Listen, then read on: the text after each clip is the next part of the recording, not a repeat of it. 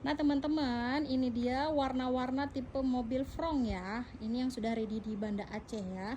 Ini kita ada tipe yang SGX, dia warna grayish blue, tutun color ini ya, perpaduan hitam dan biru keabu-abuan. Dia atasnya hitam.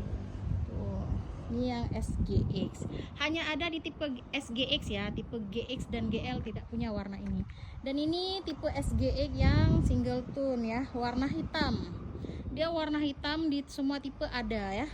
Tipe GL dan GX juga punya warna hitam, dia satu warna seperti ini teman-teman ya. Dan ini tipe GL ya, tipe yang non hybrid, warna putih. Perbedaannya sama yang si GX, ini yang roof railnya dia warna hitam ya, ini yang putih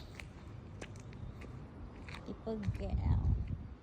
Dan ini yang tipe GX nya warna putih juga ya, roof railnya dia warna silver.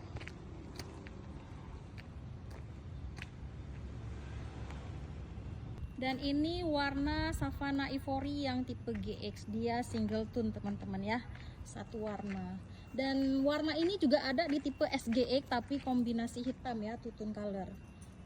Nah, atasnya hitam kalau yang SGX. Ini yang tipe menengah GX hybrid.